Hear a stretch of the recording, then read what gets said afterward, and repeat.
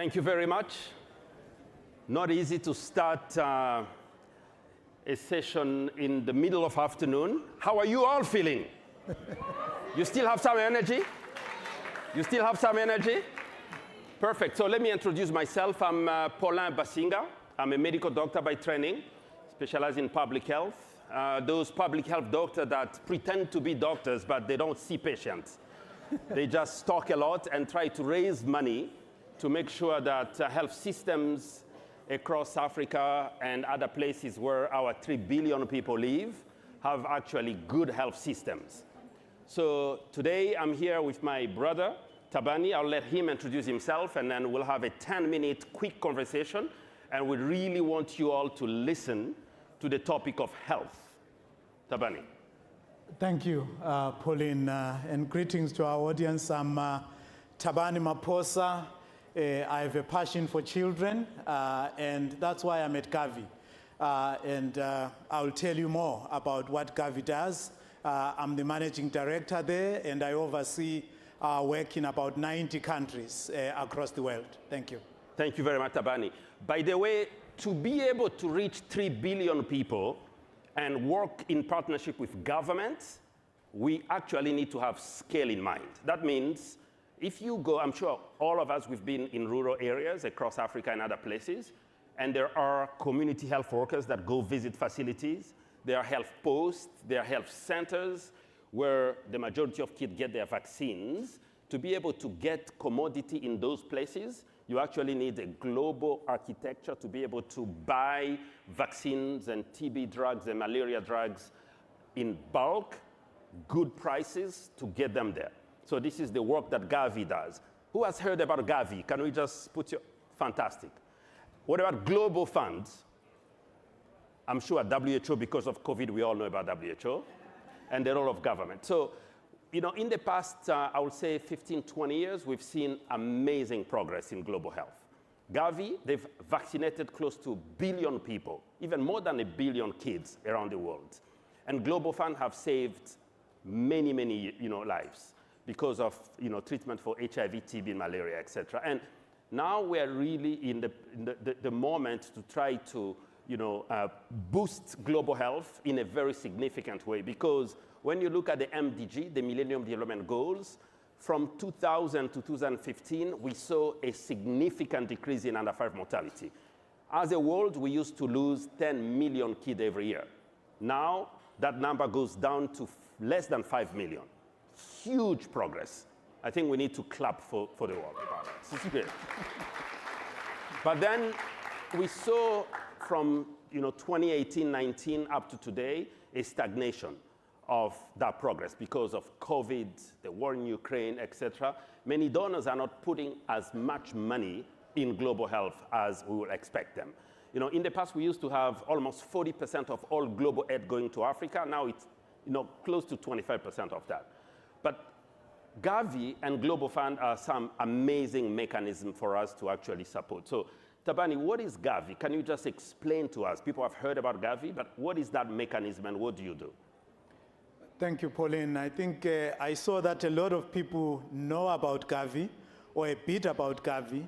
Gavi is a partnership of a number of players, and some of them, he just named them. The WHO, UNICEF are the core part of Gavi, and BMGF, we call it the core alliance of that partnership. But there is the private sector as well, and at the heart of it, there is governments.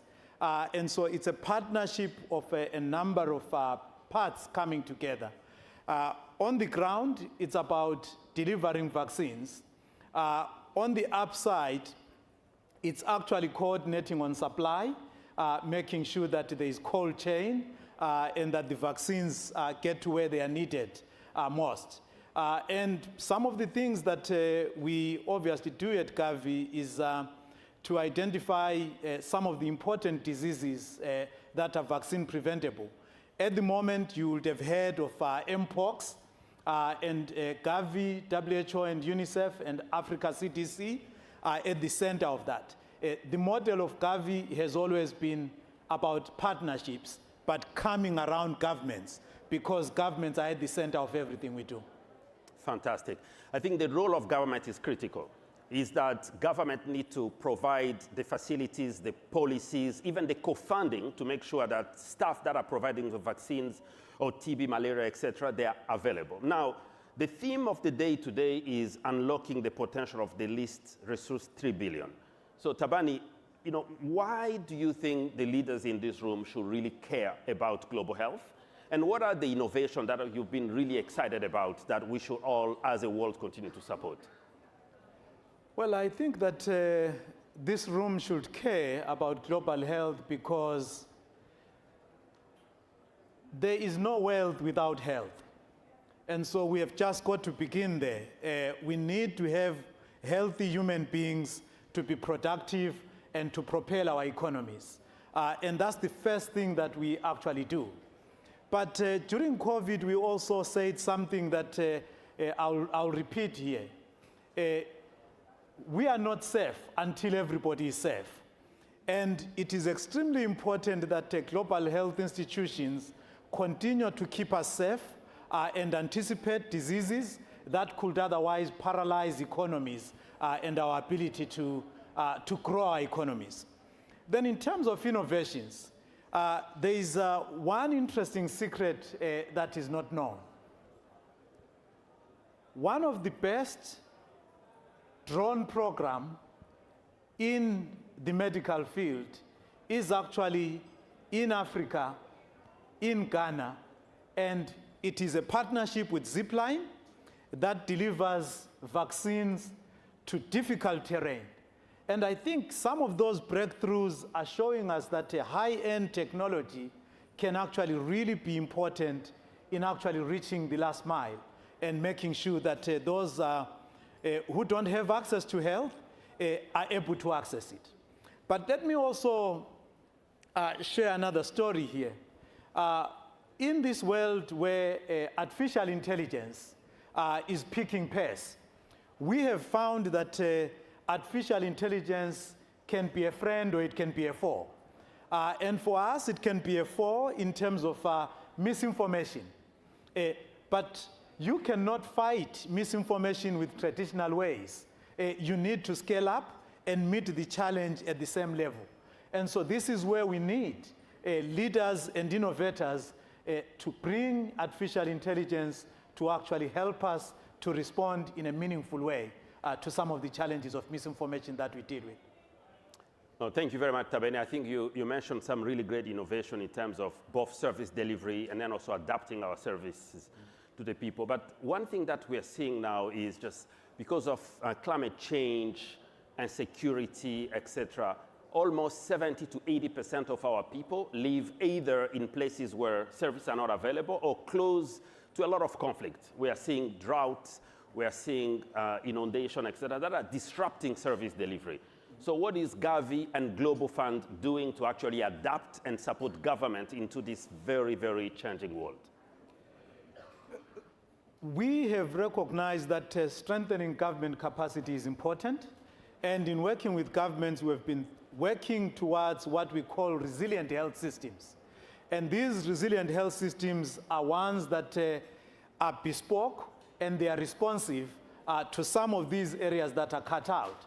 I just spoke about mpox now, and one of the things that we are doing with mpox is really to recognize that where mpox is happening is a place of conflict. But how can we work with mobile teams in terms of reaching those places? How can we work with GIS for micro-planning to make sure that we target populations and reach them exactly where they are so that we are targeted and effective in our reach? Fantastic. Now, have you heard about zero-dose kids? No? So zero-dose kids are kids that have never received any vaccine in their life. As you know, we're all parents. Our kids need 12 to 14 vaccines before the age of 5 to actually survive all the preventable diseases.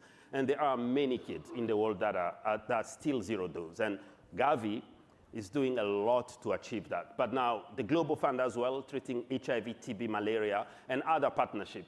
Now, as we close for this week, Thabani, what is the big ask that we have for this audience to make sure that we prioritize health and Gavi and Global Fund funding, given that donor countries are actually having a lot of other issues, the war in Ukraine, et cetera. But how do we keep that into their attention?